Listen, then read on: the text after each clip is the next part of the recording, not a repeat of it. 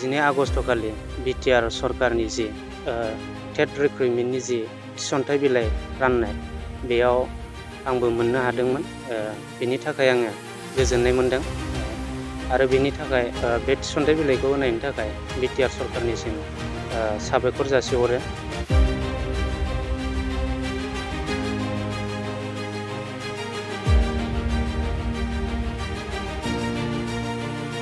बिदिथ' जेबो होनो गोनां जायाखैमोन, बेयाव जि मेरिटजोंनो बेयाव सायख'जादोंमोन। खुलुमबाय। गिबियावनो बड'लेण्ड बुब्लि अनसायगिरि गासैनिसिमबो खुलुमनाय सिबिनाय बावहरनाय जाबाय। थांनाय 21 आगस्ट खालि बिटिआर सरकारनि जे 6थि खुंजानाय टेट आनजादनि जे रिजाल्ट लिस्टनि रिजाल्ट बेखौ फोसावनाय जादोंमोन आरो लोगो लोगो 22 आगस्ट खालि जे जाय बिथांमोना जाय केन्डिडेट बिथांमोना टेटआव 6थि टेट आनजाद बेवहाय उथ्रिसार जादोंमोन बिथांमोननो एपइन्टमेन्ट गुदि आरो गेजेर फरायसालिनि जे एपइन्टमेन्ट बेखौ गथायनाय जादोंमोन। बेयाव जाय बिथांमोनहा एपइन्टमेन्ट मोनदों बिथांमोनथाय थिसनथाइ मोनदों बिथांमोननि गेजेरावनो सासे जोंहा रहेस्वर बसुमतारी बिथांजों जों दा दंफैयो। बे समाव जों मिथिना मोनगोन जे नैबे जे थांनाय 22 अक्ट' खालि जे बिटिआर सरकारा जे गथायनाय बा थिसनथाइ बिलाइ गथायनाय बेवहाय नोंथाङा सायख'जानानै जे नैबे समाव जे नोंथाङा माबायदि गोजोननायखौ मोनो? खुलुमबाय बड'लेण्ड बुब्लिनिसिम। जि थांनाय 22 आगस्ट खालि बिटिआर सरकारनि जि टेट रिक्रुटमेन्टनि जि थिसनथाइ बिलाइ राननाय बेयाव आंबो मोननो हादोंमोन। बेनि थाखाय आङो गोजोननाय मोनदों आरो बेनि थाखाय बे थिसनथाइ बिलाइखौ होनायनि थाखाय बिटिआर सरकारनिसिम साबायखर जासिहरो। नैबे जे टेट आनजादखौ उथ्रिसारनो हानाय बेवहाय गुदियावनो माबायदि खस्थ'नि गेजेरजों नोंथाङा मोनफैनो हादों? बुंनो थाङोब्ला उन्दैनिफ्रायनो जि खस्थ'यै फरायबोनांदोंमोन, जे मोजाङै फरायबोनांदोंमोन, लोगोसे फरायनाय समाव माखासे जेंना जेंसि बेफोरो नुजाथिफैदोंमोन। नाथाय बे जेंना जेंसिखौ माखासेखौ जेंनाब्लाबो जि सौसिबोनांदोंमोन आरो बे माखासे जेंना नुजाथिनायाव आंखौ आरो गोबाङानो मदद खालामदोंमोन। गिबियावनो आंनि बिमा बिफा आइया आंखौ जोबोर खस्थ' खालामनानै आंखौ फरायहोनायाव मदद खालामदोंमोन। बिनि उनाव आङो फरायै ओइचएस आनजाद जिखौ उथ्रिसारनो हादोंमोन। बिनि उनाव आङो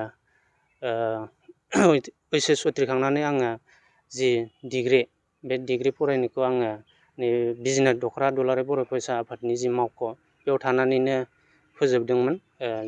बिनि उनाव आङो डिएलएड खालामदोंमोन। लोगोसे डिएलएड खालामनायनि उनाव टेट आनजाद होदोंमोन, बेयाव उथ्रिसारदोंमोन। दा फैयै फैयै नैबे बिटिआर सरकारनि जि टेट रिक्रुटमेन्ट बेयाव आङो एप्लाइ खालामनायाव फैयै नै 22 आगस्ट जे बेयाव 22 आगस्टनि सिगां रिजाल्ट होग्रोदोंमोन, बेयाव आंनि मुङाबो फैदोंमोन। बेयाव आं जोबोद गोजोननाय मोनदों आरो बिनि उनाव 22 आगस्टआव एपइन्टमेन्ट लेटार बेखौ मोननो हादोंमोन। बिनि थाखाय आङो बिटिआर सरकारखौ साबायखर जासिहरो। लोगोसे आंखौ फरायनायाव मदद होनाय जे बयखौबो साबायखर जासिहरनो सानो। लोगोसेनो बिजिनेस दख'रा दुलाराय बर' फरायसा आफादनि आथिखालनि जे बिबानगिरि आदामोननिसिम, लोगोसे आंखौ जे नैबेयाव थानानै फरायनो खाबु होनायनि थाखाय आथिखालनि आरो बारग'लांनाय आदामोननिसिमबो आङो रोजा रोजा साबायखर जासिहरो। नोंथांनि जे फरायनाय बेयो उन्दैनिफ्रायनो बर' बिजोंखामोन ना गुबुन बिजोंनि आङो गेजेरजों? बर' बिजोङावनो फरायदोंमोन। गामिनि एलपि स्कुलाव आङो फेन्सार स्कुलाव फरायजेनदोंमोन। बेनि उनाव आङो मोनास्रि एमइ स्कुल, बेबो फेन्सारमोन। आङो एलपि आरो एमइखौ फेन्सार स्कुलावनो बर' मिडियामाव फरायदोंमोन। लोगोसे गासिबो आङो बर' मिडियामावनो फरायजोबदों। नैबे जे गोजौ फरायसालि बेखौ बहा फरायदों? गोजौ फरायसालिखौ आं पानबारि हाइ स्कुलाव फरायदोंमोन आरो ओइचएसखौ बे पानबारि ओइचएस स्कुलावनो फरायनाय जादोंमोन। गभर्नमेन्ट ओइचएसआ नाथाय फेन्सारमोन।